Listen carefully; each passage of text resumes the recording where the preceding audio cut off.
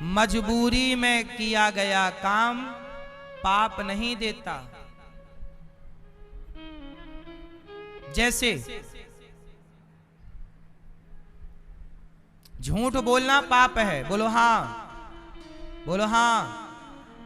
झूठ बोलना पाप है, पर भगवान श्री कृष्ण ने स्वयं कहा था महाभारत में, झूठ बोल दो। क्या बोल दो? कह दो कि अश्वत्थामा मारा गया। गुरु द्रोणाचार्य से कह दो कि गुरु द्रोणाचार्य का बेटा अश्वत्थामा मारा गया। किसने बोला? भगवान कृष्ण ने कहा बोल दो। धर्मराज युधिष्ठिर बोले मैं नहीं बोलता, मैं झूठ नहीं बोलूंगा। भगवान बोले बोल दो। क्यों? अब सोचिए, भगवान एक तरफ कहते हैं सच बोला करो और एक तरफ भगवान कह रहे हैं झूठ बोल दो। क्यों? क्योंकि वहां परिस्थिति देखना पड़ेगी। वहां गुरु द्रोणाचार्य पांडवों की सेना को मारे जा रहे हैं, लाखों सेना मार चुके हैं, उनका क्रोध ज्यादा है, मार रहे हैं। सेना खड़ी है, मार रहे हैं खड़ी सेना को। लड़ने वाली सेना अलग थी, लड़ने वाली को नहीं मार रहे थे, जो खड़ी थी सेफ्टी में के वहां दौड़ पड़ेगी जहां रिजर्व सेना होती है ना, एक्स्ट्रा। खड़ी सेना को मार रहे हैं। भगवान कृष्ण बोले ये तो मार डालेंगे, गुरु द्रोणाचार्य को रोकना पड़ेगा। कैसे रोका जाए? बोले सच से ये रुकेंगे नहीं, झूठ से रुकेंगे। बोल दो कि अश्वत्थामा इनका बेटा मारा गया। धर्मराज बोले मैं नहीं बोलता। तब क्या किया? अश्वत्थामा नाम के हाथी को मार दिया और बोले अब तो बोल दो कि अश्वत्थामा मारा गया। बोले हाँ बोल देंगे, लेकिन वो तो हाथी मारा गया है। तो बोले गुरु द्रोणाचार्य ने पूछा कि क्यों धर्मराज, क्या अश्वत्थामा मारा गया? सब कह रहे हैं, अफवाह फैल गई कि अश्वत्थामा मारा गया। तो धर्मराज युधिष्ठिर से पूछा कि तू सत्यवादी है, तुम बताओ सही बोलो, क्या अश्वत्थामा मारा गया? धर्मराज युधिष्ठिर बोले हाँ अश्वत्थामा मारा गया। नरोवा कुंजरोवा, हाथी मारा गया कि नर मारा गया? गुरुजी आप थोड़ा रिसर्च कर लेना। लेकिन वो नरोवा कुंजरोवा बोला है, उसके पहले भगवान ने शंख बजा दिया। ये बात सुनी नहीं गुरु द्रोणाचार्य और अपना धनुष रख दिया। और रखा तो धृष्टद्युम्न ने आकर के गुरु द्रोणाचार्य का सिर काट दिया। ऐसे हत्या हुई गुरु द्रोणाचार्य की। अब मुझे ये बताओ कि परिस्थिति, सच बोलना धर्म है, पर कई बार झूठ बोलना भी धर्म हो जाता है। बोलो हाँ। यदि आपके एक झूठ बोलने से हजारों निर्दोष लोगों की जान बच रही है तो बताओ वो झूठ सच से बड़ा है या नहीं? हजारों गाय की रक्षा हो रही है आपके झूठ से, तो वो झूठ सच से बड़ा है या नहीं? वो परिस्थिति क्या है, सिचुएशन पर निर्भर करता है कि उस समय हम जो कह रहे हैं वो बात सही है कि गलत है। कई बार गलत भी सही होता है और सही भी गलत हो जाता है। इसलिए धर्म को बड़ी बारीकी से समझना पड़ता है। इसलिए मेरी मां, आप लोगों से बस मेरी यही विनती है कि मां, आप पाप से बचना। मांस खाना, यदि आपके प्राण जा रहे हैं, कोई विकल्प नहीं, मर जाओगे आप, उस स्थिति में चलो किसी के प्राणों को बचाना कि आपके पास अन्न है ही नहीं, दूर दूर तक नहीं है। आपके देश में अन्न नहीं होता, चावल नहीं है, दाल नहीं है, गेहूं नहीं है, कोई भी, केवल मछली है। तो उस परिस्थिति पर यदि आप मछली खाते हैं तो वहां आपने अपने प्राणों को बचाने के लिए खाया है। वहां आपका धर्म है, आप अपने प्राणों की रक्षा करें। स्वयं के प्राणों की रक्षा करना भी धर्म है। लेकिन ये बात केवल वहां सीमित है जहां विकल्प ना हो। अब आपके पास फल हैं, तमाम पदार्थ हैं, और फिर भी आप सब छोड़ के मछली खाओ, तो फिर आप पाप के भागी बनेंगे, क्योंकि यहां विकल्प है। बात समझ में आ रही है कि नहीं? अब आप कहो जी नहीं जी, देखो लिखा है कि मांस खा लेना चाहिए। अरे मांस खा लेना चाहिए, किस परिस्थिति में ये बात कही जा रही है? एक गुरुजी थे, उनका चेला पीता था बीड़ी पी रहा। गुरुजी को पता लगा कि चेला बीड़ी पीने लगा। बोला, ए यहाँ बीड़ी पीता? यहाँ गुरुजी आदत लग गई है बीड़ी पी। गुरुजी बोले, ये बता तू दिन में कितनी बीड़ी पीता है? बोले, गुरुजी मैं दिन भर में कम से कम 10 बीड़ी पी जाता हूं। दिन भर में 10 बीड़ी पीता हूं। गुरुजी बोले, सुन बीड़ी छोड़ दे। गुरुजी आदत बड़ी बुरी है गुरुजी, एकदम से नहीं छूटेगी, कुछ आप आज्ञा करो। तो गुरुजी बोले, सुन तू फिर संडे के संडे बीड़ी पिया कर। तू संडे के संडे बीड़ी पिया कर। हाँ गुरुजी चलेगा। अब लो भैया, अब गुरुजी ने कहा संडे को बीड़ी पिया कर। अब उसने तो बोला अपने सारे मित्रों को, सुनो गुरुजी ने बोला है कि संडे को बीड़ी पीना चाहिए। अब जितने मित्र थे सबको संडे को बिठा के बीड़ी पिला रहा। गुरुजी आए, क्यों रे सारे बीड़ी पी रहे हो? बोले, गुरुजी आपने ही तो बोला था संडे को बीड़ी पीना। गुरुजी ने उसको बोला था और उसको लगा कि गुरुजी बोल रहे हैं कि संडे को बीड़ी पीना चाहिए। अच्छा, बात वही है पर समझ का अंतर हो गया कि नहीं? बोलो। अच्छा ये बताओ, गुरुजी ने ऐसा क्यों कहा कि संडे को बीड़ी पी लेना? आप लोग बताओ। गुरुजी ने कहा कि तू रोज 10 पीता है तो 7 दिन में 70 हो गई, तो केवल एक दिन में 10 पिया कर भाई साहब। तो ऐसा, और 10 एक दिन में केवल 1 पिया कर, तो 70 बीड़ी से 1 बीड़ी पे आ गया तो धीरे से वो 1 भी छूट जाएगी। इस भाव से गुरु ने समझाया कि धीरे धीरे छोड़। तो गुरुजी ने बोला इस भाव से था कि छोड़ने के पक्ष में, लेकिन उसने क्या बना लिया? गुरुजी का सिद्धांत बना लिया बातों का कि गुरुजी की आज्ञा है कि सुनो सब लोग पियो, क्योंकि गुरुजी ने आज्ञा दी। अब बता, ये बातों का ये अर्थ का क्या हो गया? अनर्थ हो गया। ऐसे ही शास्त्रों में कोई बात कही जाती है तो उसे आप लोग पूरा नहीं समझते कि वो किस परिस्थिति में किसके लिए कही जा रही है। कुछ बातें सबके लिए नहीं है। क्यों? अब एक बाप के 4 बेटे हैं तो बाप डांट रहा है बच्चे को, तो डांट रहा है तो उस 4 बच्चों में एक को ही तो डांट रहा होगा जो गलती किया होगा, सबको थोड़ी डांट रहा होगा। तो कई बार शास्त्रों में लिखा पाया जाता है, देखो ऐसा लिखा। अरे भाई साहब, अब तुम पूरा समझते नहीं हो, तुम कहते हो ऐसा लिखा है। अरे वो बात किसको कही जा रही है, किस? अब जैसे उदाहरण देता हूं मैं, रामचरितमानस में एक चौपाई है, उस पे लेके बड़ा विवाद होता है। ढोल गंवार शूद्र पशु नारी सकल ताड़ना के अधिकारी। इस चौपाई पे ना बड़ा नेता लोग हंगामा करते हैं। लोग कहते हैं तुलसीदास जी ने गलत लिख दिया। तुलसीदास जी ने गलत नहीं लिखा, तुम्हारी अक्ल में ताला पड़ गया है, तुम्हारे को समझ नहीं आती तो हम क्या करें। देखो क्या बात कही जा रही है तुलसीदास जी के द्वारा और लोग क्या समझ रहे हैं। कही जा रही है कुछ और समझ रहे हैं लोग।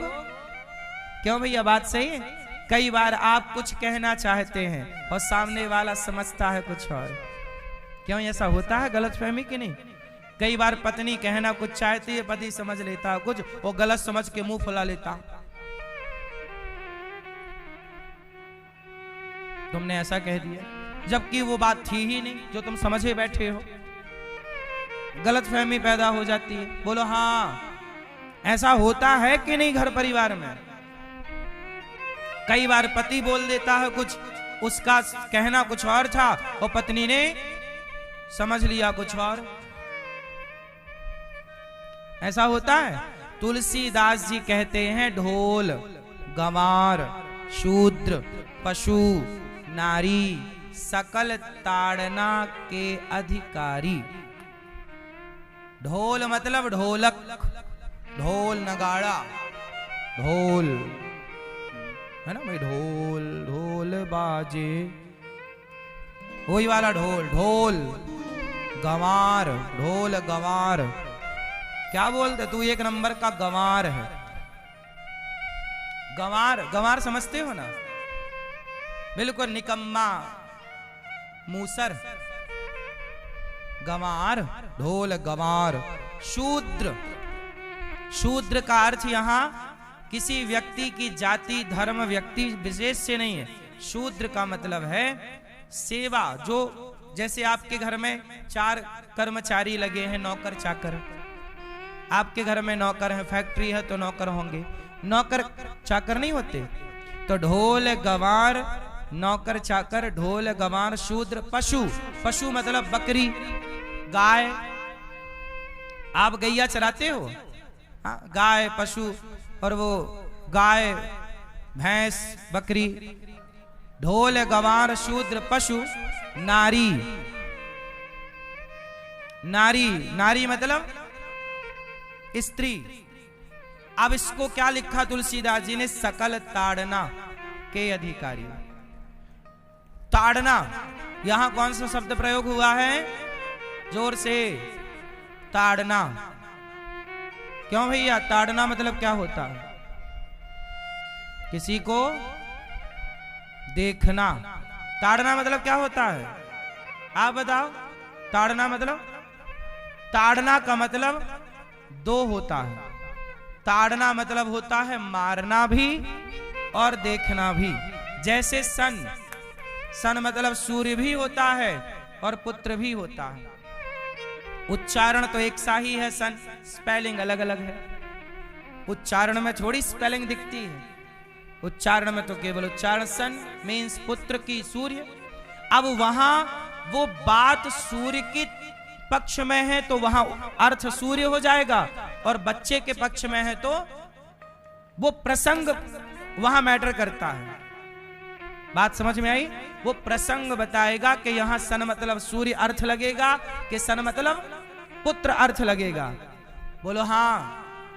उसी तरह ताड़ना का मतलब देखना होता है। लोग नहीं कहते भाई ताड़ते रहना, फलाने ने हमें ताड़ लिया। क्या कर लिया?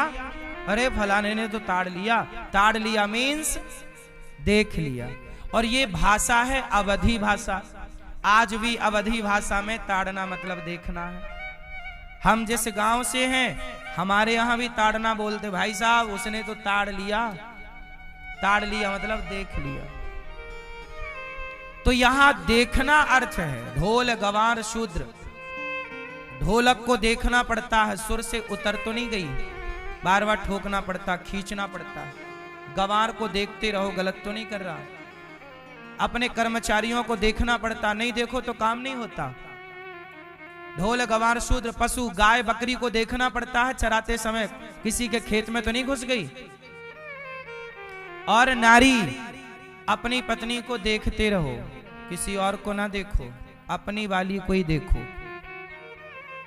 और अपनी वाली के अतिरिक्त किसी और की वाली को देखोगे ना तो रावण की तरह लंका जल जाएगी। तो किसको देखो? नारी को। यहां देखना अर्थ था, लेकिन नेता लोग इस पे विवाद खड़ा कर दिए। बोले मारने का कह रहे हैं तुलसीदास जी, तुम्हारी हरकत मारने वाली होगी तो मारा भी जाएगा, वहां अर्थ बदल जाएगा। यदि तुम्हें हम प्यार से समझा रहे हैं, समझ जाओ। साम दाम दंड भेद। भाई माँ बच्चे को समझाती है, ए उधम नहीं कर, बैठ जाओ चुपचाप, चल पढ़, पढ़ो जल्दी। बच्चा नहीं पढ़ रहा फिर भी उधम, फिर भी मैया यहाँ चटा चटा चटा, रोता सो जाता। बोलो हाँ। तो माँ पहले क्या करती है? बच्चे को समझाती है, और नहीं समझे तो बोलो मेरी माँ मारती है। अब मारती है इसका मतलब ये नहीं होगा कि माँ दुश्मन है। माँ ने मार दिया बच्चे को तो क्या माँ दुश्मन हो गई? हाँ। ऐसे ही हमारे संतों ने, तुलसीदास जी ने कहा कि ढोल गंवार शूद्र पशु नारी, सबको देखना पड़ता है। टाइम टू टाइम देखते रहो। जरा सीता मैया को लक्ष्मण जी ने छोड़ दिया जंगल में अकेला। राम जब गए मारीच को मारने तो बोल कर गए कि सीता जी को देखते रहना, है ना। और जब लक्ष्मण जी भी चले गए सीता मैया के कहने पर, तो रावण ने देखा कि कोई नहीं है सीता को देखने वाला, और जहां नारी को देखने वाला कोई नहीं होता वहां नारी पर संकट आ जाता है। तो नारी पर संकट ना आए इसलिए कहा है कि भाई पिता अपनी बेटी को देखता रहे।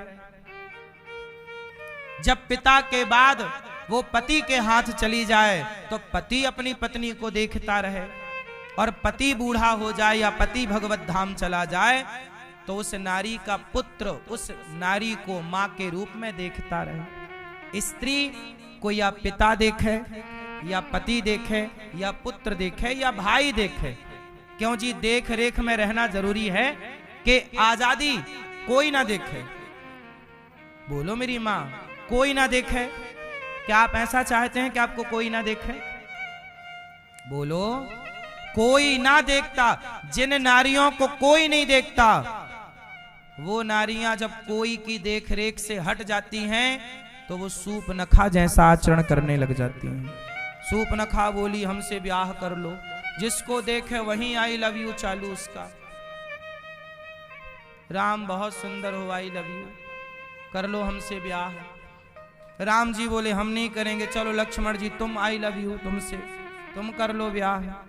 वहां भी जब नहीं बनी बात तो फिर लक्ष्मण राम ने बोला कि अब तो ये मां ने समझाए, बहना मान जा, देवी मान जा, तू हमारी माँ है, तू हमारी बहन है, हम तुझे बहन कह रहे हैं, हम तुझे माँ कह रहे हैं, और तू सिर पे चढ़ी जा रही है।